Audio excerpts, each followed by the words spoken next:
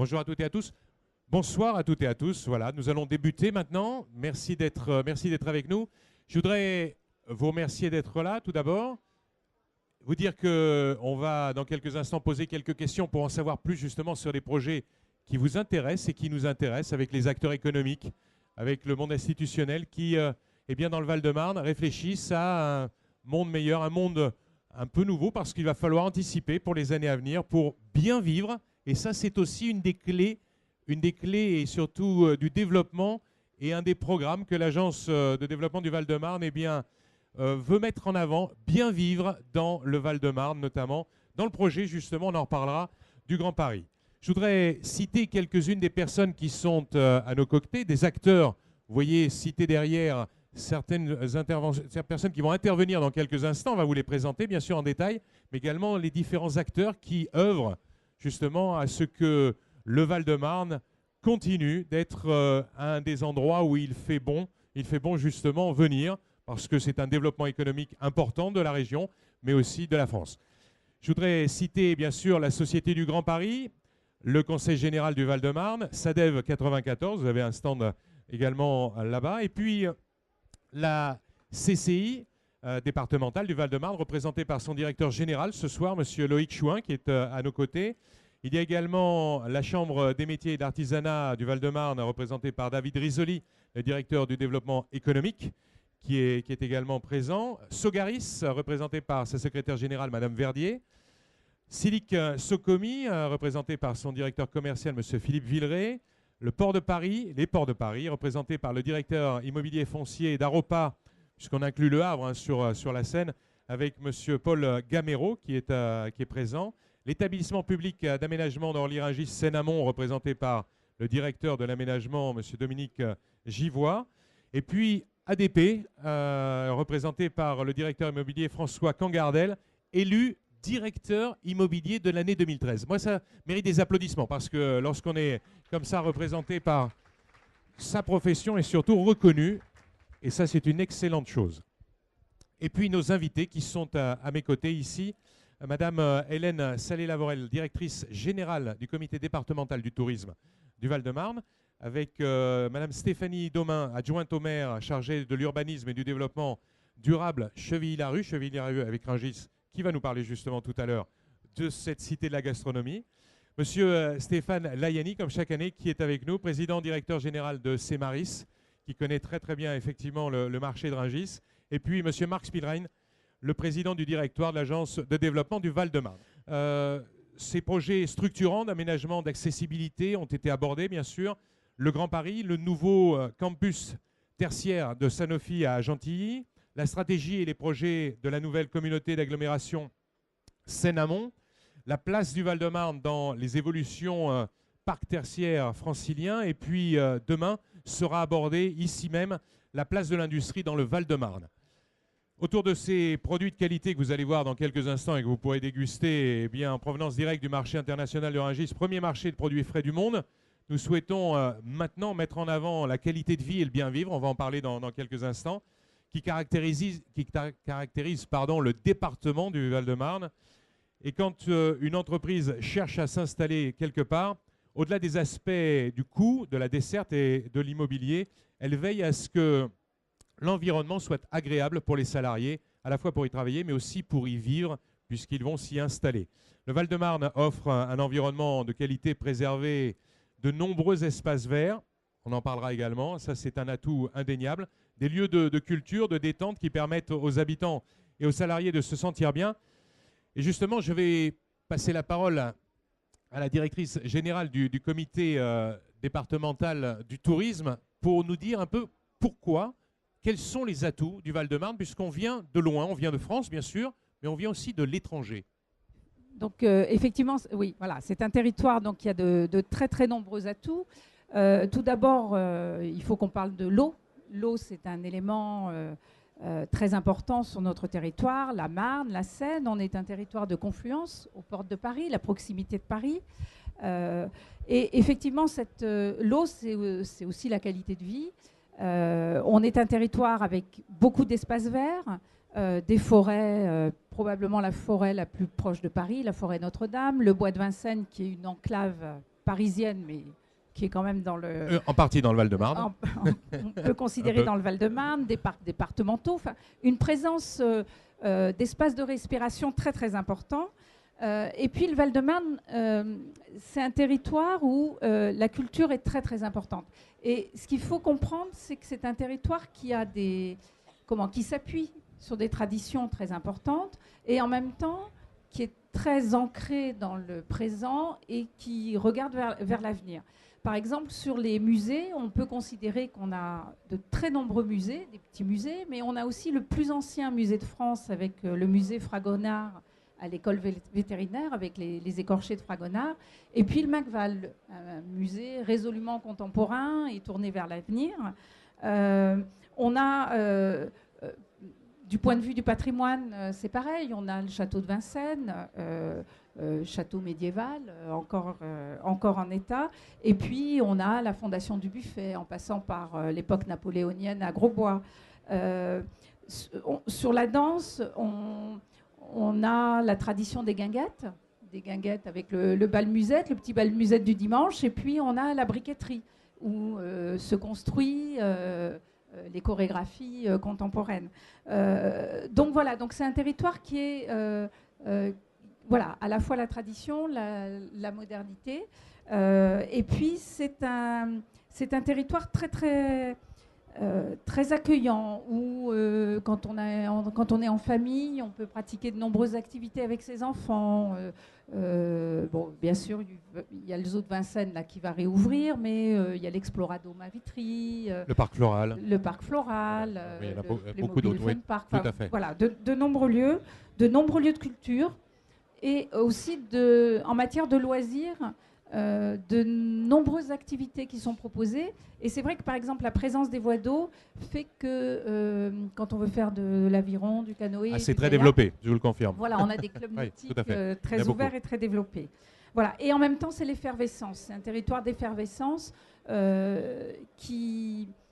l'événementiel est très important. Ça bouge tout le temps. Il y a de grands événements qui ont une renommée parfois internationale. Alors justement, oui. Je le disais tout à l'heure, vous accueillez du monde de la France entière, mais aussi de l'étranger. Quels sont les projets justement en matière hôtelière? Parce que ça va encore grandir. Il y a déjà un parc hôtelier qui est bien fourni. J'imagine que vous avez des projets de ce point de vue-là. Alors, en matière hôtelière, on a effectivement des projets. Et ce qu'on sait, c'est que les perspectives d'évolution du nombre de touristes nous montrent que la destination Paris, puisque la destination c'est Paris, quand on vient de l'international, la destination va avoir besoin de très très nombreuses chambres d'hôtel dans les 15 ans qui viennent. Et Paris ne pourra pas les accueillir, puisque le foncier, le manque de place. On ne peut pas pousser les murs. On ne peut pas pousser les murs. Donc on sait que ces projets vont venir plutôt là, dans ce Grand Paris, en tout cas dans nos territoires. Et le Val-de-Marne, on est particulièrement bien placé, notamment parce qu'on va être les premiers aussi à bénéficier du réseau du Grand Paris Express. Donc on a des atouts indéniables et on a aussi vous en avez parlé dans la journée, mais de grands projets d'aménagement qui vont permettre aussi d'accueillir ces projets hôteliers. Et on a l'ambition aussi, donc on en parlera tout à l'heure avec Stéphanie et Monsieur Layani, mais le projet de Cité de la gastronomie doit nous inspirer aussi pour inventer peut-être les hébergements de demain autour de cette idée de la convivialité, voilà, au lieu de faire une résidence de tourisme avec une petite kitchenette, peut-être que voilà, on peut proposer autre chose, nous, dans le Val-de-Marne, puisqu'on a effectivement cette ambition d'être sur les arts de vivre. Alors, toujours dans les projets, j'imagine que le comité départemental a aussi envie de continuer de renforcer cette qualité de vie. Comment on peut le faire pour 2014? Qu'est-ce qui va se passer? Mais surtout au-delà. Alors, le comité départemental du tourisme travaille aussi avec les entreprises, les habitants qui ont envie d'accueillir les visiteurs et de leur montrer qu'effectivement, c'est un territoire où on vit bien. Donc, on développe par exemple ce qui s'appelle les greeters, c'est-à-dire c'est des habitants qui font visiter leur quartier à des touristes.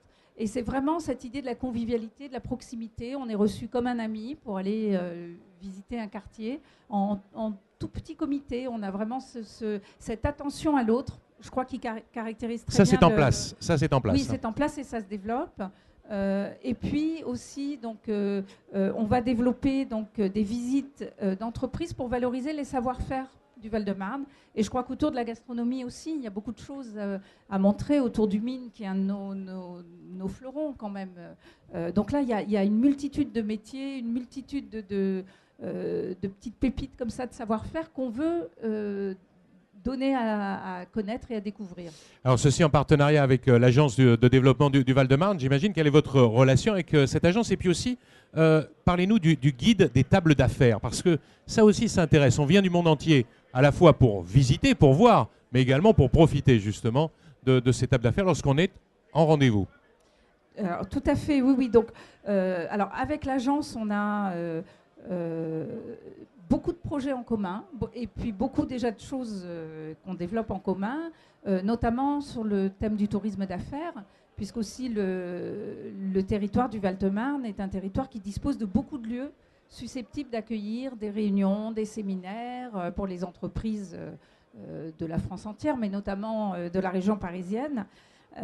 Donc on développe un certain nombre d'actions en commun.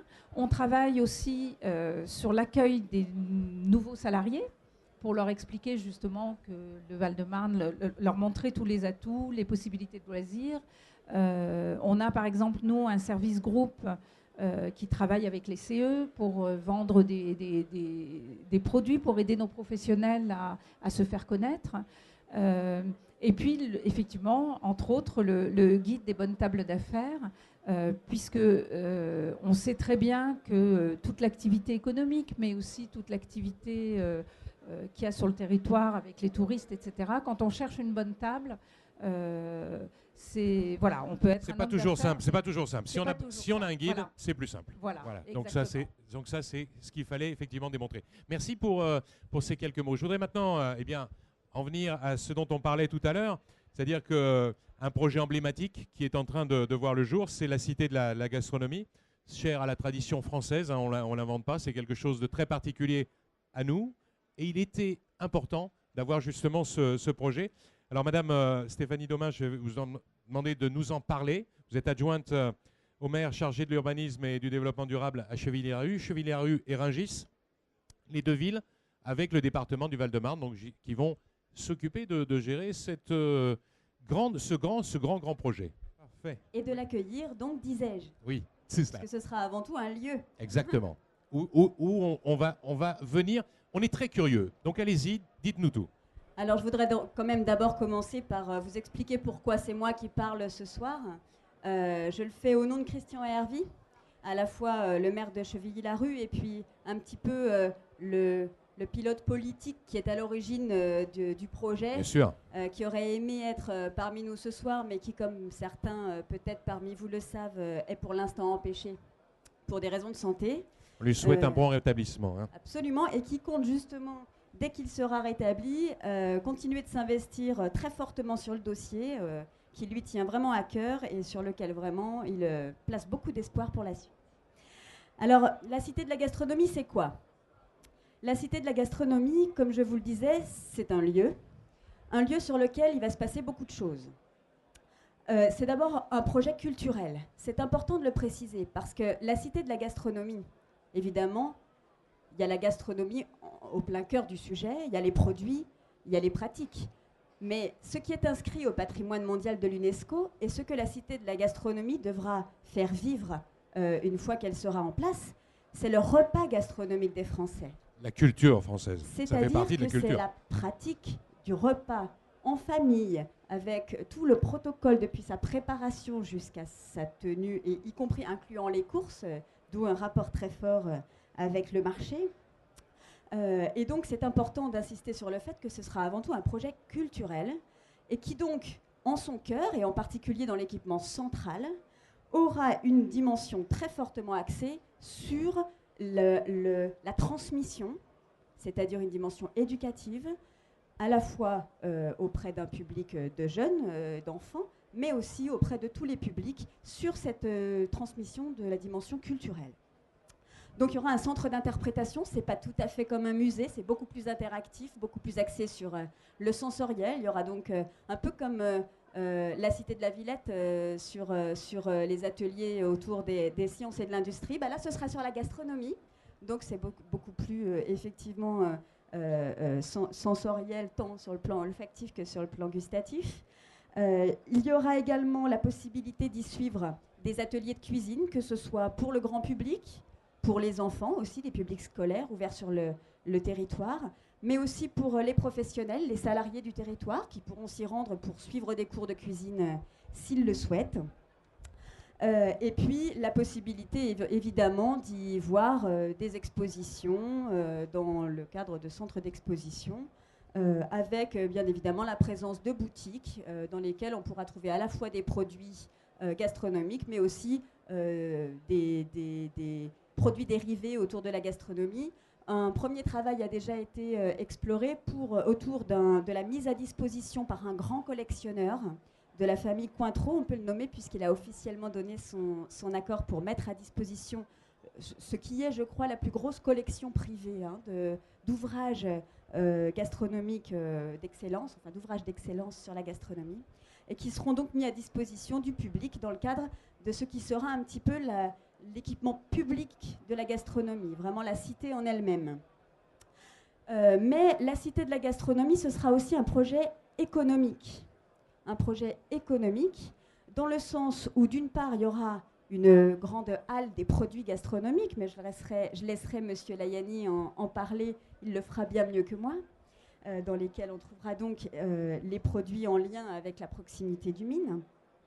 Et puis, un grand centre de congrès, puisque l'une des dimensions essentielles, je dirais, au rayonnement de l'ensemble du projet, c'est bien la complémentarité de l'ensemble et donc la présence dans la cité de la gastronomie de salles de conférences, de salles de réunion, munies ou pas d'ateliers cuisine, c'est-à-dire qu'il pourra s'y tenir soit des émissions télévisées, comme on en connaît tous actuellement, soit des réunions sur lesquelles on fait intervenir les personnes qui sont invitées. À réunir les professionnels. Et un grand auditorium ainsi qu'un espace d'exposition assez vaste, qui pourrait faire jusqu'à 5000 ou 7000 mètres carrés, qui donnera donc une dimension de centre de congrès international à cette cité de la gastronomie. C'est, je dirais, la deuxième grosse dimension du projet.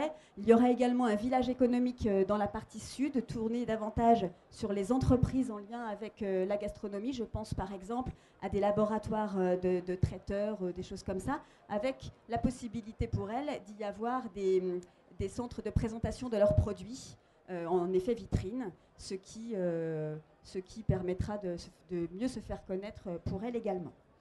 Et puis un troisième aspect qui tourne autour de la formation.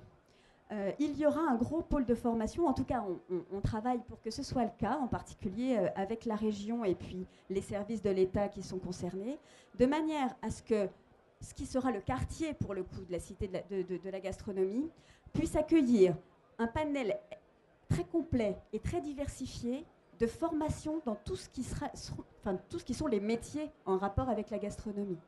De tout niveau, j'allais dire, depuis les contrats professionnels et les contrats d'insertion jusqu'à la formation d'élite, en passant par tout le panel de formation. Donc ça, c'est aussi une dimension très importante du projet, puisque c'est quelque chose qui contribuera également à son rayonnement, au-delà du rayonnement économique, à son rayonnement d'utilité publique. Tout à fait, sur le territoire. Très directement.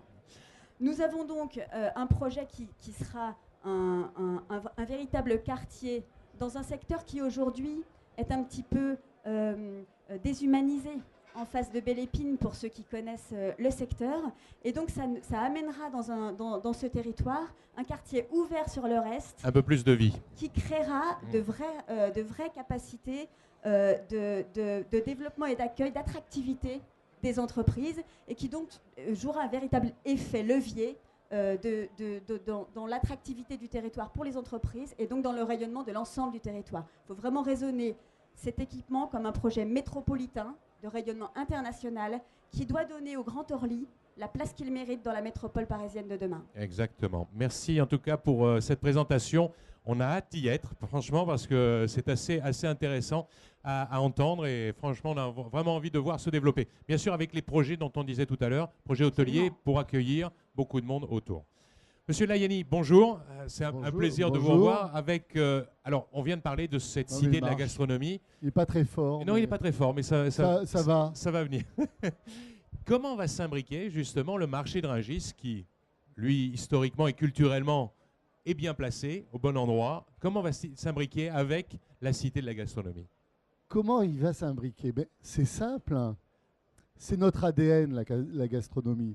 Donc, il est naturel que le marché international de Rungis, dont je suis le président, adhère, soutienne, accompagne le projet de cité de la gastronomie. Quand on a su qu'il y avait un concours, le Conseil général du Val-de-Marne notamment s'est lancé dans cette course et nous l'avons appuyé. Et c'est normal. Rungis, mon prédécesseur est là et je lui rends hommage, Rungis c'est un des 2 poumons économiques du Val-de-Marne.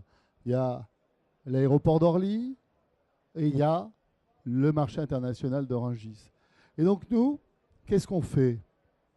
On produit, on apporte les meilleurs produits du monde en quantité aux Parisiens, au nord de la France et à l'international. Et depuis qu'on sait que la cité de Paris-Rungis a été choisie, on a décidé d'animer cette période un petit peu transitoire jusqu'à l'arrivée de la cité par des événements. On a créé un événement avec Stéphane Le Foll qui s'appelle la Grande Tablée. On accueille tous les Français à déjeuner autour des bons produits de Rungis. On a fait la fête de la gastronomie avec Sylvia Pinel. On a accueilli sur le marché Masterchef et Top Chef, qui sont des émissions extrêmement populaires. Récemment, on a inauguré quelque chose de magnifique, qui est le pavillon de la gastronomie à Rungis. Vous avez 9000 m² qui sont consacrés à la gastronomie, à la haute gastronomie, où les chefs étoilés ne s'y trompent pas. Ils vont chercher leur foie gras, leurs truffes, leurs produits exotiques. C'est une très très belle réalisation. Le pavillon qui continuera de vivre avec la cité de la gastronomie, hein, bien sûr. Ce pavillon, il existe, il est réservé aux professionnels et il crée quelque chose de formidable. Moi, j'ai un caractère un peu bonapartiste. Il crée une perspective historique jusqu'à la cité de la gastronomie qui en sera le prolongement. Et donc, il faut voir grand dans les projets. Exactement. Donc, ce qu'a expliqué Stéphanie Domain, c'est un merveilleux projet. Nous le soutenons. On va l'accompagner. Mais nous sommes une entreprise privée. Nous ne sommes pas les porteurs du projet. Nous sommes la réunion de 1200 entreprises. Et donc, on considère, avec le département du Val-de-Marne, que la cité de la gastronomie, c'est un facteur d'attractivité du territoire. C'est la vitrine à l'international de ce que peut être Rungis. Et donc, pour nous, c'est une chance.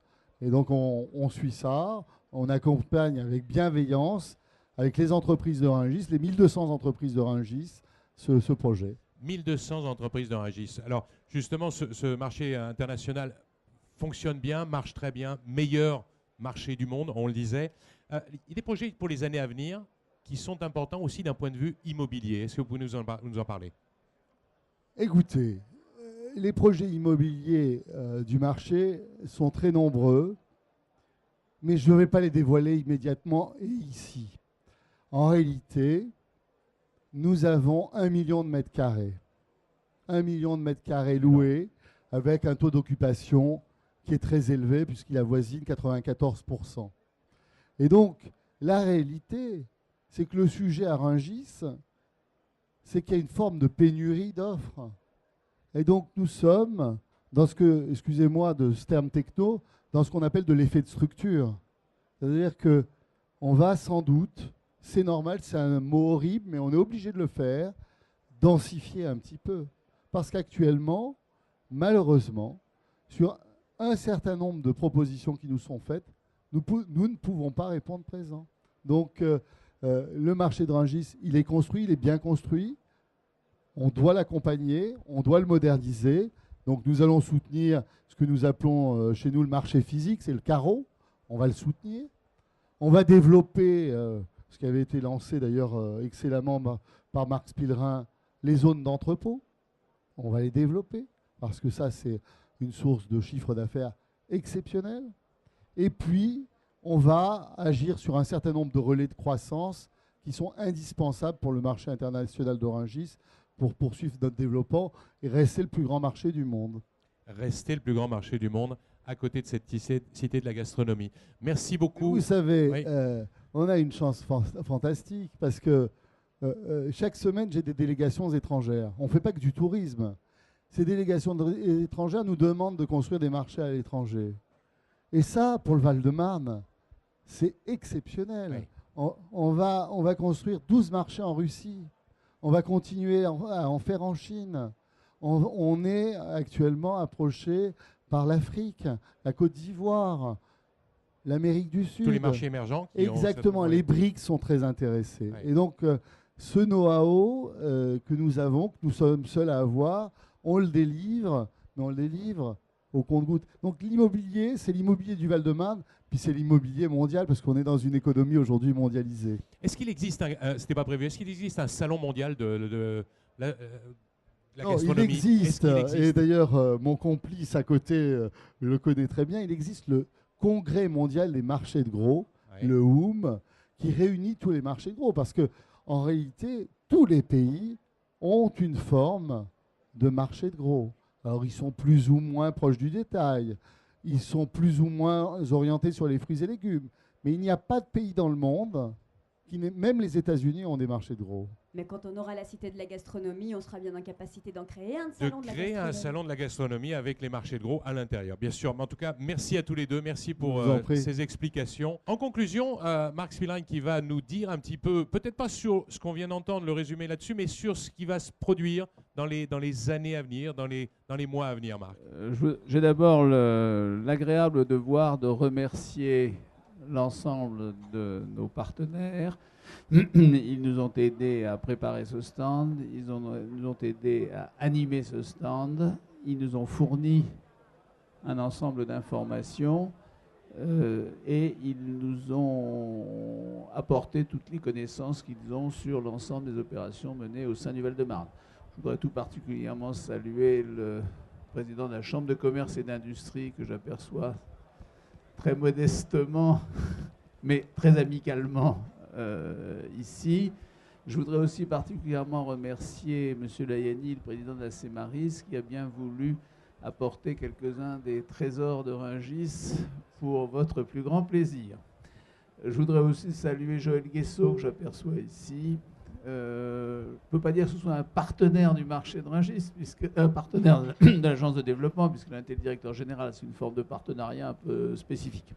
Donc un grand merci à l'ensemble de nos partenaires sans lesquels ce stand ne serait pas possible, cette manifestation ne serait pas possible. Alors je n'aurais pas la prétention de tirer des enseignements de 2 jours de salon, ce serait beaucoup trop prétentieux. Mais il y a tout de même quelques remarques un peu globales qu'on peut faire. Un premier constat, et un constat qui n'est pas gai, la filière de l'immobilier d'entreprise est à peu près complètement congelée à l'heure actuelle. C'est une évidence, elle n'est pas très agréable à décliner, mais je pense que pour travailler proprement, il faut comprendre dans quel environnement on travaille. Les investisseurs n'investissent plus ou à peu près plus, malgré l'immense abondance de liquidités qui a été déversée par les banques centrales sur l'ensemble du système financier. Les promoteurs ne promeuvent plus, si j'ose cette expression, malgré des opportunités physiques qui existent sur le territoire. Et les utilisateurs, en dehors de certains très grands comptes qui sont encore actifs, les utilisateurs hésitent beaucoup à bouger. Une entreprise aujourd'hui hésite énormément à déménager, sauf si c'est pour faire des économies. C'est la seule raison qui aujourd'hui pousse une entreprise à changer ses locaux. Alors, les causes de cette congélation de la filière de l'immobilier sont tout de même assez simples. faut pas se raconter beaucoup d'histoires. Il y en a deux. La première cause, c'est les incertitudes. L'immobilier est un domaine, une filière dans laquelle on raisonne à long terme, et il est très difficile de raisonner à long terme et de s'engager sur le long terme dans un environnement d'incertitude. Alors, quelles incertitudes? Je vais en citer quelques-unes, la liste ne sera pas exhaustive et chacun pourra la moduler à son propre jugement. Mais d'abord, incertitude fiscale en France. Il est évident que nous avons connu 3 ans d'augmentation semaine après semaine de la fiscalité en France, et au bout de 3 ans, nous sommes dans une période de remise en cause, de remise à plat, qui crée de nouvelles incertitudes, puisqu'on ne sait pas très bien quel est le périmètre concerné, de quoi, comment on va parler. Il n'y a pas de délai, il n'y a pas de... Bon, donc, incertitude fiscale en France. Mais ce ne sont pas les seules. Incertitudes bancaires. L'organisation des stress tests des banques européennes par la Banque centrale européenne soulève aussi énormément de questions et d'incertitudes. Est-ce qu'on intégrera les dettes souveraines détenues par les banques européennes dans les stress tests ou non? Est-ce que ces stress tests vont montrer que des besoins en fonds propres supplémentaires sont considérables? Et bref, dans ce climat, il est évident que l'ensemble des établissements bancaires est plus préoccupé de consolider ses bilans plutôt que de pousser la distribution de crédit, avec en plus des risques de crédit qui sont peut-être plus importants qu'ils n'y paraissent. Il ne faut pas oublier qu'il y a eu plus de 60 000 faillites en France sur les 12 derniers mois, donc le risque de crédit commence à avoir une certaine ampleur. Incertitude sur la durée des interventions non conventionnelles de la Banque centrale américaine. Est-ce qu'ils vont s'arrêter d'acheter 85 milliards de dollars par mois d'obligations souveraines américaines ou non? Ce n'est pas une question métaphysique ou lointaine. Ça a comme répercussion immédiate le cours de l'euro. Nous avons un euro qui est à 1,35, 1,36 aujourd'hui. C'est un niveau très élevé et qui certainement ne favorise pas le commerce extérieur des pays européens, en tout cas pour la partie non interne à l'euro. Deuxième raison du gel de la situation immobilière, c'est le défaut de profitabilité des entreprises.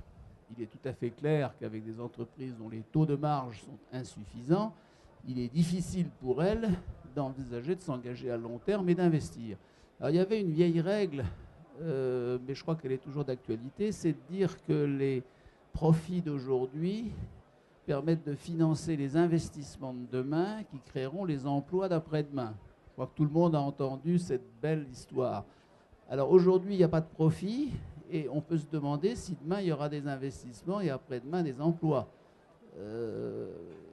Alors, je ne voudrais pas terminer mon propos de façon aussi négative parce que à l'Agence de développement du Val-de-Marne, nous ne sommes pas déclinistes. Nous croyons à l'avenir et nous y croyons très fermement.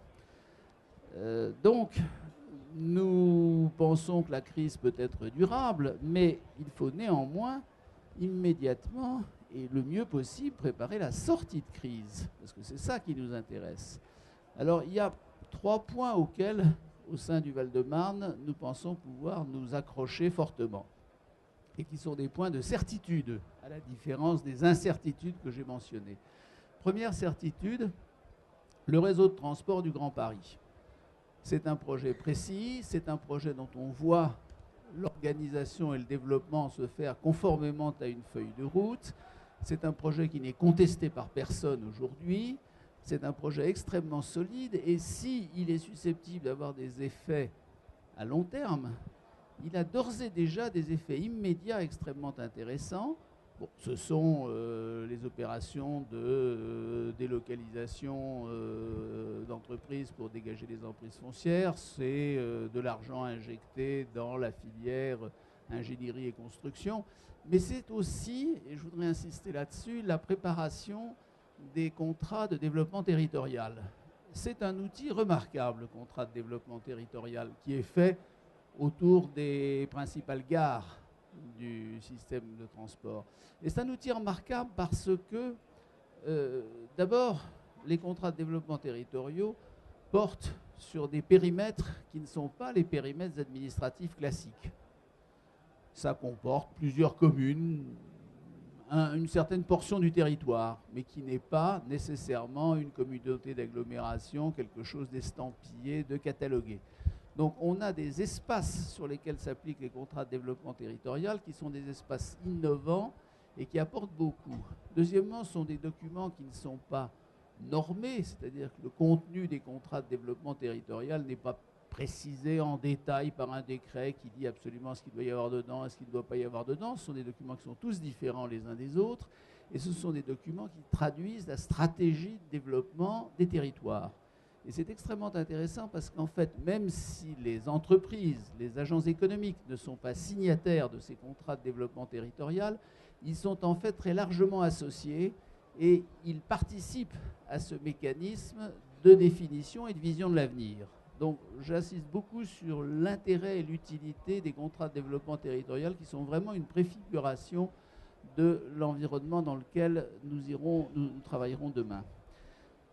Deuxième sujet, je vois les espaces économiques. Vous avez ici la carte des 7 espaces économiques du Val-de-Marne. Je vois les espaces économiques qui préparent leur avenir avec une vision stratégique claire, cohérente et partagée. Et je dirais que le maître mot, c'est la mixité dans l'aménagement. Ces espaces économiques ont une vision de l'aménagement, ça a été dit à diverses reprises au cours de ces 2 jours, ont une vision partagée d'une forme de mixité de l'aménagement. Alors mixité, c'est d'abord, je vais prendre quelques exemples, c'est d'abord locaux d'activité et logements. Il a été longtemps de mise de séparer les locaux d'activité et les logements en disant ici on va faire du logement, ici bon il y a des débats, est-ce qu'on fait plus, moins de logements? Non, je crois que la vraie réponse c'est de faire des aménagements mixtes comportant à la fois des locaux d'activité et des logements.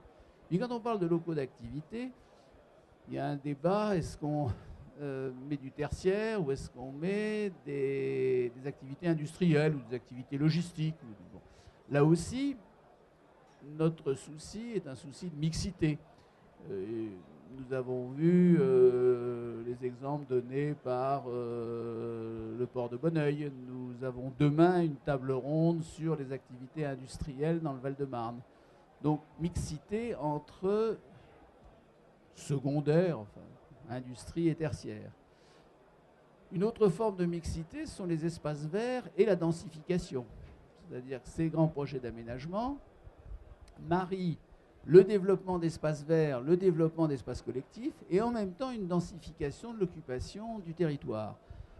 Donc, c'est aujourd'hui une demande des entreprises et une demande des salariés qui sont à la recherche de services et d'opportunités sur le lieu de travail, d'avoir affaire à un aménagement marqué par la mixité. Et je pense que le Val-de-Marne est aujourd'hui très engagé et très avancé dans cette démarche. Et puis, troisième sujet de certitude, troisième sujet de point auquel on peut s'ancrer pour l'avenir, il y a de nombreuses grandes opérations structurantes qui sont en cours de développement à des stades divers d'avancement. Ça peut être le chantier, ça peut être les procédures administratives, ça peut être le montage, ça peut être les réserves foncières. Mais nous avons un ensemble d'opérations impressionnants sur le département du Val-de-Marne qui préfigurent l'avenir. Alors j'hésite à les citer parce que je vais en oublier. Si j'en oublie, j'aurai immédiatement des récriminations. On va m'appeler demain matin en me disant vous avez oublié. Bon, alors je vais tout de même prendre un petit risque. Bon, on peut citer Cancer Campus. Je pense que ça c'est facile. Hein, il n'y a pas de... Bon. On peut citer Orly, l'aménagement de l'aérogare, cœur d'Orly, les portes d'Orly. Enfin, il y a un ensemble d'opérations autour d'Orly qui...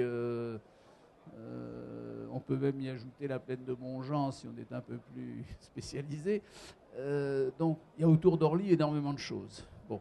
Et puis, je ne reviendrai pas sur la Cité de la Gastronomie et le Centre des Congrès. Je crois que ça a été merveilleusement présenté. C'est aussi quelque chose d'assez unique, d'original. Et puis, il y a d'autres grandes opérations. Alors, vous parlez d'Ivry-Confluence, on peut parler des Ardoines, on peut parler de diverses opérations sur l'Est parisien, autour de Nogent, Brie, Champigny. Bon, il ne faut pas oublier nos amis du Haut-Val-de-Marne et du plateau Briard. On les oublie quelquefois, il ne faut pas le faire, parce qu'ils ont un rôle très important à jouer dans la création d'opérations et la création d'opportunités d'aménagement sur le département. Donc, tout ceci montre qu'il y a beaucoup de grandes opérations structurantes qui sont en cours de développement. On ne peut pas espérer les voir exploser dans les 12 mois qui viennent, mais je pense que grâce à ces atouts que j'ai essayé de résumer, le Val-de-Marne prépare la fin de la crise immobilière avec détermination, et nous sommes certains que nous serons les premiers à profiter de la fin de la crise. Merci de votre attention et rendez-vous autour du buffet. Voilà, c'est le mot de conclusion. Marc a raison. Et c'est pour vous, donc, offert ici par le marché de Rungis, de quoi déguster et de profiter ensemble de produits chers au Val-de-Marne et bien sûr à la France entière. Merci à tous.